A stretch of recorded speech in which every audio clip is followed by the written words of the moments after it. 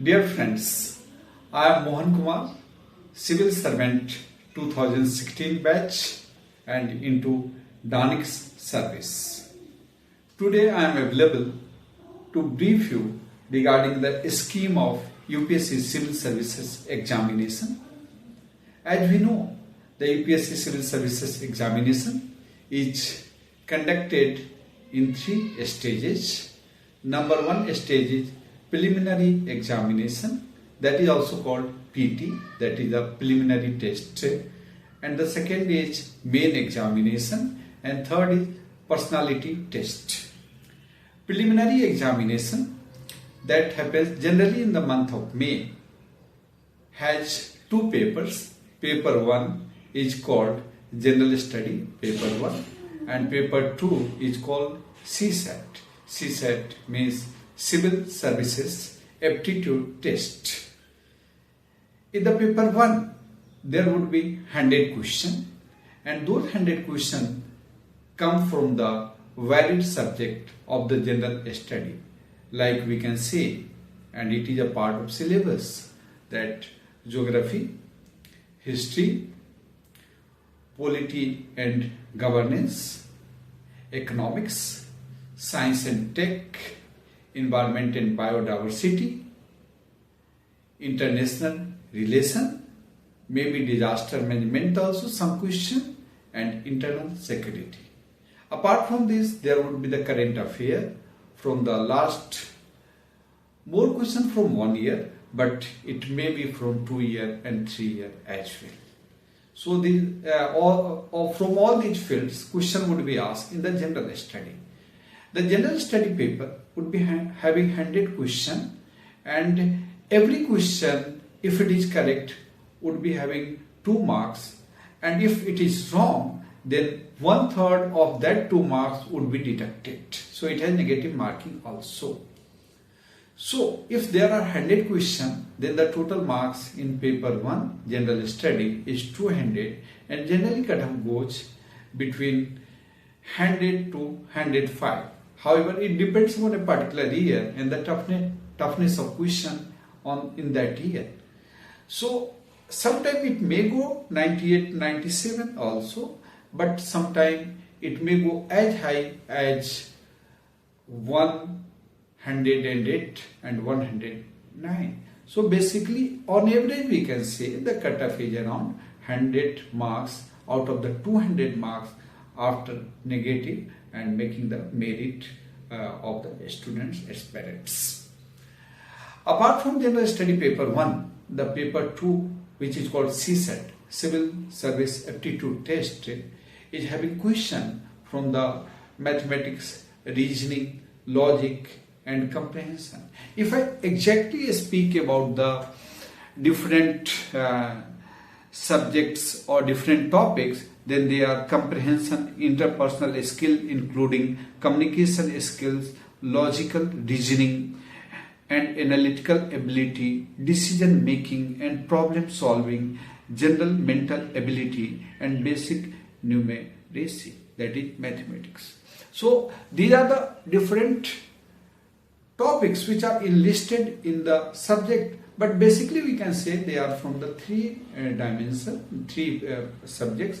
Mathematics, second is reasoning and logic, and the third is comprehension of the paragraph provided, and based on the paragraph 4-5 question would be asked on every paragraph. Even 3 questions can be asked from 1 paragraph. So this is paper 1, this is paper 2, and paper 1 is general study. To pass the PT examination, one has to pass the CSAT first. If he will not qualify in the CSAT, then the marks of the general study is of no use, means he will not come into the list of qualifying candidate in the PT. For the PT and CSAT, which is paper 2, there are only 80 questions. Like I told, in paper 1 there are 100 questions, but in paper 2 there are 80 questions. So 80 questions, the qualifying marks is generally 1/3, but every year it can be decided by the UPSC regarding the cutoff for the qualifying CSET, that is CSET, that is paper 2 of the PT examination preliminary test. Now, if you talk about the main examination, then main examination is having total 9 papers. Generally, main examination takes place in the month of August or September. So, in the main examination, there are 2 language papers. They are called paper A and paper B. So, paper A is one of the Indian language we have to choose. Like Indian language, as per the schedule 8 of the constitution, we may choose Hindi, maybe Marathi, Punjabi, Telugu, Tamil. So what are the languages provided in schedule 8? Out of that, one of the language of India we have to choose, and we have to qualify. So paper 1 is of 300 marks, and it is qualifying in the nature. But to qualify, it is most important. Reason being, if you will not qualify this language paper, then the marks of the other paper would not be evaluated. Now the next paper is paper B, that is of the language only, that is the English language. So again, like paper A is compulsory, paper B is also compulsory. We have to qualify paper B, and our skill of the English language would be tested. It may be of 10th class of the CBSE syllabus, and we can do the practice by taking the previous year question paper in paper A and paper B. After paper A, as I told, there are total 9 papers. After paper A and paper B, there are 7 more papers to be appeared in the main examination. Those papers are 4 papers are from general study. They are called GS1, GS2, GS3 and GS4.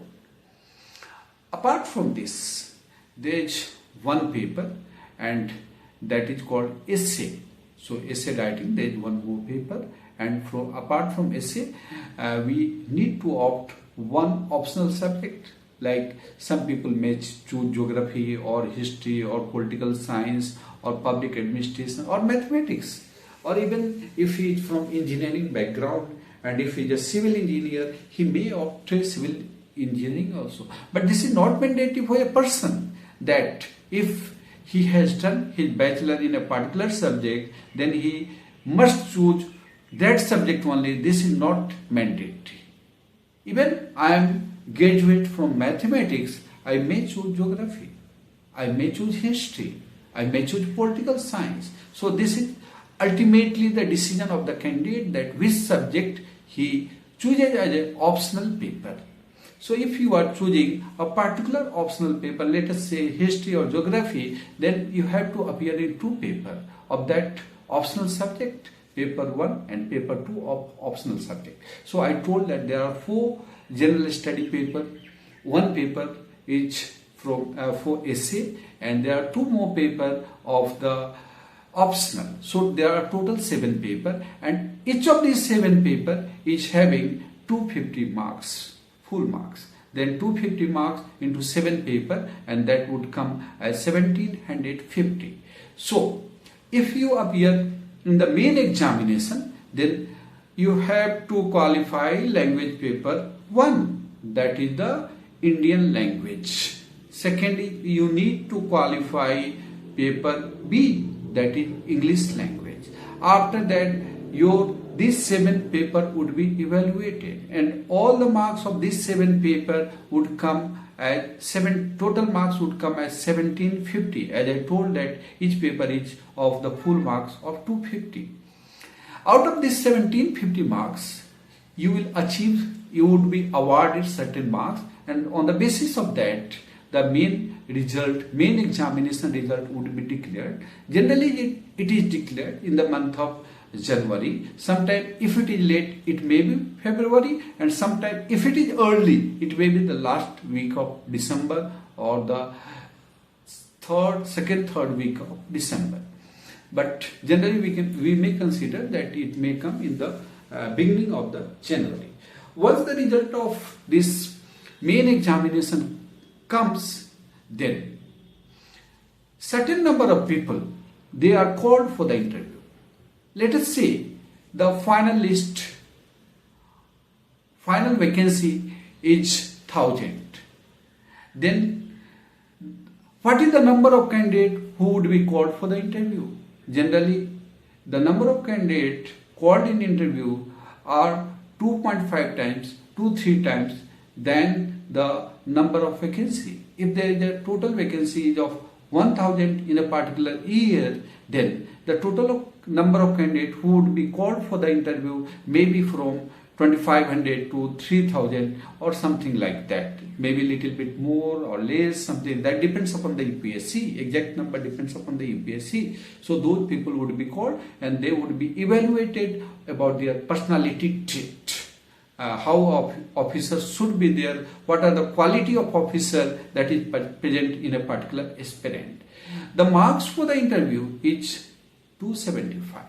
So I told 1750 is the marks for the main examination and 275 is the marks for the personality test. So 1750 plus 275, this would come total as 2025, that is 2025 marks. So the final list, which is declared generally in the second week of the May, and these are the people who are become the civil servant, and that is decided on the basis of this 2025 marks. I would like to tell you that marks of the PT is not considered to determine the merit list after the interview. So marks of the PT is only qualifying in the nature that once you qualify the PT, that is the preliminary examination, then you are eligible for the main examination. But marks of the PT is not added with the main examination or the interview examination. Only marks of the main examination and interview test, that is the personality test, are added together to make your final list. And once a person passes the examination in the month of May, he would come with a flying, he or she would come with a flying color, and from that day he would become the civil servant, and many people, he or she would be inspiration for the many people, and many people, relative, family and friends, they would call them and they would meet them to give the congratulations and all the best wishes to them.